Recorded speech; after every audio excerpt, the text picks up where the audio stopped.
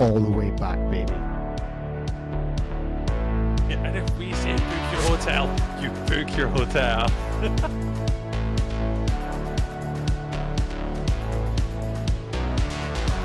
But my lord, I have soiled myself. What do you think I like? Genuine like? Hello, radio! And now, another episode of The Way We HNC.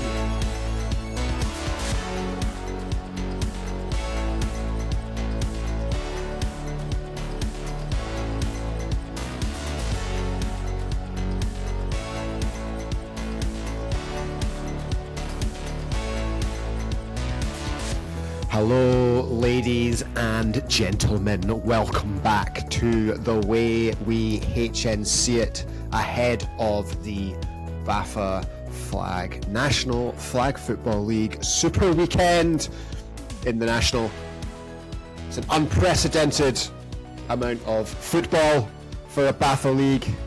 6 games for the National Division teams over two days, the full weekend in Manchester. I'm very much looking forward to heading down and seeing everyone. It's just me today, so you're going to get a monologue. If you want to catch up a little bit on how things stand in Division 1 and the Premiership, you can go back to our episode from earlier this week where Cammy and Burke put together a little bit of a double act. But today, you're going to just be hanging out with me, your old pal Bez, as we talk through kind of where the National's at heading in, some things to maybe be aware of. And then, because I've had some questions on it this week, we'll do a little bit about how you get promoted into the Premiership and into the National later on in the show. So the regional part of the National Division is done. All of the northern teams have played each other twice. All of the southern teams have played each other twice. And things are really, really starting to take shape. The London Smoke are top of the table, both in the south and nationally, and undefeated 10-0, whereas the top of the National Division north, we have the Glasgow Hornets at 9-1. Also, kind of separated from the pack are the Cardiff Hurricanes at 8-2. Their 2 losses have come from the London Smoke, and so far they have beaten everyone in the south. After that, the way the standings are at the moment, it gets very, very interesting. In 4th place with 6 wins are the Grangemouth Broncos. In 9th place with 4 wins are the Chichester Sharks, and everyone else is between them. We've got 4 teams on 4 wins. The Reading Devils at 5-5. So it really is all to play for heading into the National.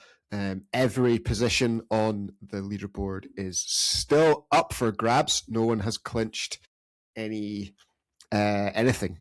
yet. In theory, even the Smoke could fall all the way out if they were to go 0-6 on Super Weekend, although it would be very brave of you to put money on that particular outcome. I don't think that's going to happen, but the maths is the maths. It could happen, I guess. So they haven't earned their little golden football just yet. The London Fire, bottom of the table at 1-9, and the Cheltenham Neptunes at 2-8. They're looking up, but certainly have ample opportunity to get themselves out of that relegation zone. And it is automatic relegation zone in the National. So the 2 teams that are bottom on Sunday afternoon, when the games are all done, they will be automatically relegated back into the Premiership. And then we'll see how the Premiership goes next year through the playoffs to see who will be joining the National. So yeah, we're in a weird and interesting and quite fluid situation where we've got all those teams on 4 wins that are both looking up because they're only a couple back from the Broncos on their their 6 wins, but they're also looking right behind them because they're only a couple of games ahead of the relegation zone. So what we'll do is we'll kind of go through how things are going to look over the course of the weekend, and we'll see where we get to.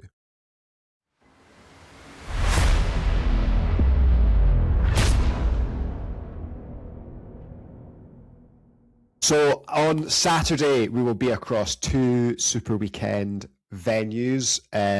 One at Bellevue, it's the stadium in Manchester, flag in the stadium, yo. And that will have the Broncos, the Neptunes, the Devils, the Hornets, the Smoke, and the Titans will all be there. While on the other venue at Platt Lane, which everyone will know recently from finals, we're going to have the Outlaws, the Fire, the Sharks, the Crows, the Hurricanes, and the Wildcats. Sorry, my own team, the Wildcats. So yeah, look forward to that. If you are coming down as a spectator on either day, then you can either move between the venues, I guess, or you can pick a group that you're interested in seeing, and hang out there, basically for the day. So that's going to be cool. That's going to be interesting, and yeah, excited to see how we get on. So we're going to start at Bellevue, because that is the on the docket, at least has some of the larger games. It's also got 4 of the top 5 teams will be there in the Devils, the Broncos, the Smoke, and the Hornets. So the Broncos and the Hornets will get to play Reading, and the Smoke, including obviously the big game that has been a semi-final recently. It's been a final recently, the Hornets versus the London Smoke. And that will be officiated by our good friend of the show, Neil Henderson will be the head ref for that match. So it's all going to be taken care of, and we'll be excited to see how that one turns out. It wouldn't surprise anyone, I don't think, if we see that match again later on in the season. But obviously, there's still a lot of football to be played before we get there.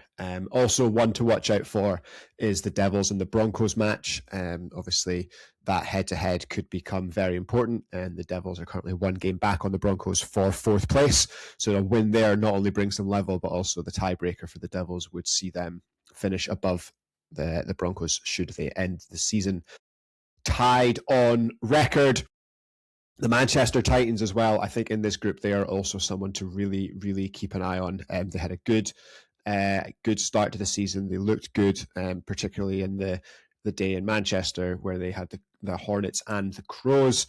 Yeah, they looked like a top four team, and they played well. And unfortunately for them, they struggled in Stirling, but back on, relatively speaking, home soil. Well, pretty much home soil at Bellevue. I do think they're a team to watch as they kind of push forward towards maybe claiming that 4th position and a trip to Coventry. So there's lots of good games there. Obviously, the Cheltenham Neptunes are in that group as well, so they'll be looking for any wins they can to try and improve and get out of the relegation zone. At the moment, they are the 11th ranked team, so at the moment would be going down. But as we say, 36 matches over the 2 days. They've got plenty of time to get themselves out of that particular hole. And I think this day does feel like a bit of a setup day for a lot of teams. Depending on how they maybe want to move forward, going on for finals and the crunch games that will become more and more and more important as things shake out on Sunday. So over to Platt Lane. So all of these games are kicking off at exactly the same time. So throughout the day, the hopefully if the timings hold, everything will happen at the same time, which will be class. So we should be able to see, and we're hoping to be able to bring you via our stories, live standings after every round. So obviously we'll be able to post the scores, and we'll also be able to bring you live standings so you can see how things are shaping up as they go on. So we've had some discussions and some collaborative efforts around that. So that's going to be a lot of fun. So hopefully both everyone kind of watching at home and looking for the scores, and also teams on the day working out what they need to do. We're going to do our best to make sure that everyone has the up-to-date information throughout the morning and throughout the afternoon on Saturday and the morning on Sunday. Platt Lane. As we said before, we've got Edinburgh Outlaws, the Fire, the Sharks, the Hurricanes, the Crows, and Aberdeen. Some really interesting matchups here. The Sharks, Edinburgh, Aberdeen, those three, they're all kind of in and around the relegation zone. They are kind of the three directly above, so they're all going to play each other. So every win in that little kind of trio will be important, and the Crows are the same. They're 4 and 6. They are top of that kind of mini table of 4 on tie breaks, but obviously a win here, a win there, could either take them out of that, or obviously a couple of losses could pull them right back in. So something just to be aware of there, with some really, really interesting games kind of going on, and and obviously as it's podcast bowl, I will get to play Matt Burke. So can I beat Matt Burke and Cammy's teams in the same season? I don't know, but I'll do my best. So I'm looking for particularly, I think the Fire here, they're going by kind of their offense. They would be kind of, compared to the North teams, they would be kind of in that bunch that we've just talked about. You know, they're 217 points for, kind of go into 227 for the Crows, 227 for the Wildcats, and 208 for the Edinburgh Outlaws. In terms of points for so far, like their offense is on a par with the teams that they're against. It's been their defense. They've shipped a lot of points, but at the same time, the top end of the Southern National, their points for are, you know, in some cases double, so almost the points for some of the Northern teams. So it's a bit of a different style, a bit of different, kind of the way that teams have been earning wins has been a little bit different in the North and the South. So we'll see. I think the London Fire might pick up some wins, and I think that, I don't know if they'll manage the Great Escape on the final day, but I certainly don't think they'll go down. I certainly don't think they'll 0-6 over the weekend. I think there's wins there to be had, and probably similar for the Cheltenham Neptunes. They are almost identical in terms of stats to teams like the Wildcats and the Crows, with maybe just a few more points against. But as we mentioned before, like some of the big hitters at the top of the division for them that they've played twice are putting up a lot more points. So I think it's very interesting. I'm excited to see how both ends of the table, particularly on the Saturday, kind of work themselves out, and then we'll see kind of what the lie of the land is on Saturday night, heading into a 9:15 start on Sunday morning.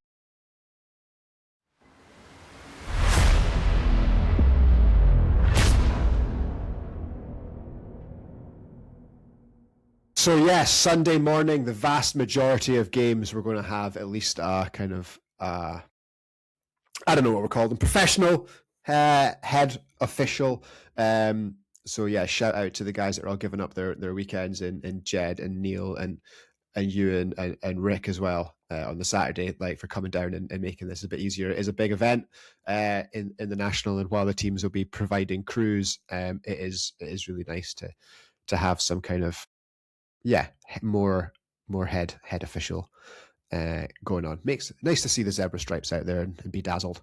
So that's class. So yeah, some key matchups on the final day. Obviously, we don't know where the Kirkcaldy Cup will be. It's currently with Glasgow, but they, as we said before, they have that gauntlet to run.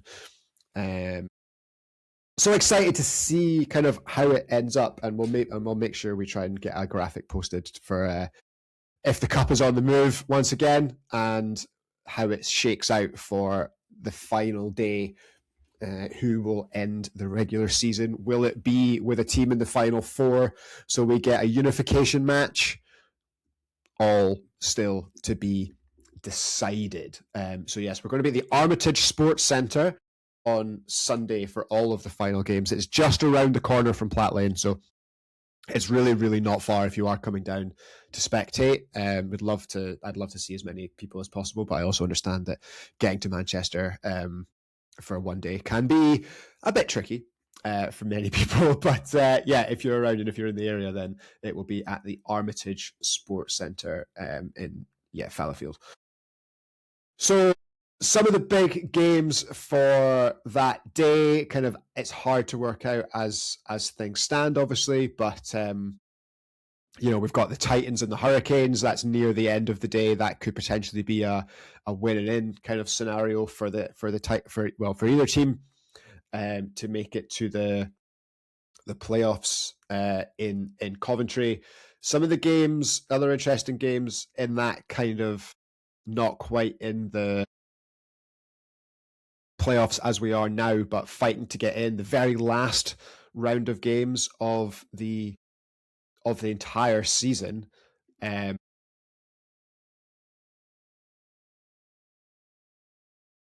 There's a couple that I think are potentially really interesting. The Broncos and the Fire playing each other, so that could be one team playing to get in and one team playing to stay in the division and the playoffs, as it were. The Devils and the Crows, potentially there you've got two teams that are not far from the playoff spots as they stand, looking at both of them needing a win to maybe secure their spot. Edinburgh Outlaws and Cheltenham Neptunes, that could be a winner stays up game. That's the very last game on the first pitch. So looking forward to that one. But before all that, throughout the day, the Oilcats have a similar kind of run. They're going to play the Cheltenham Neptunes. That I'm sure will be a big game for both sides. That win, whoever gets it, could keep one team up. And yeah, there's a few other ones. I think I had one earlier on. Yeah, Titans. It's hard to tell at the moment. Titans Sharks, again, they're still in that kind of 4-win. They're in that 4-win grouping.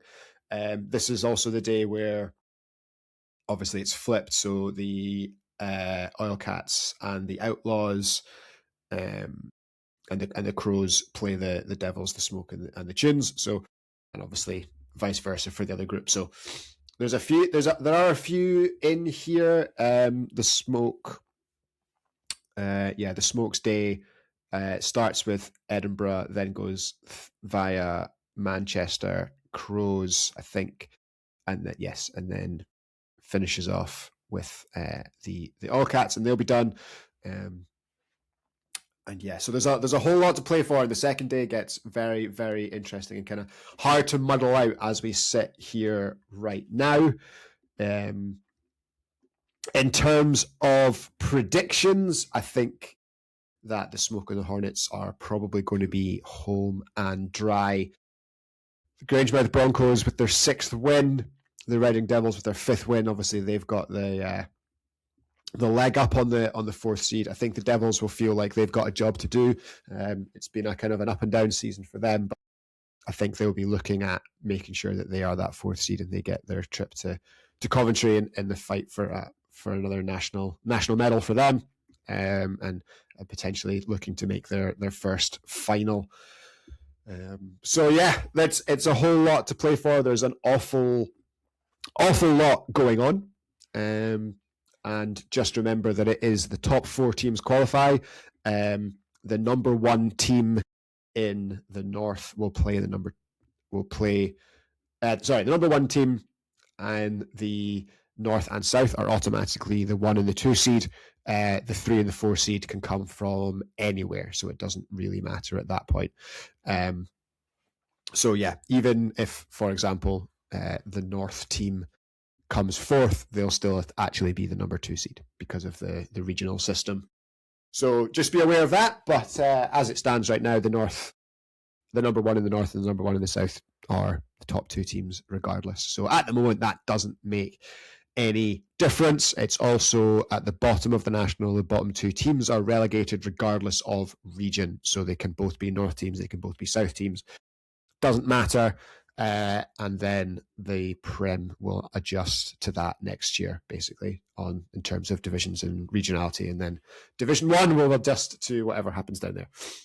So, yes, let's talk about promotion and relegation further down the pyramid, shall we?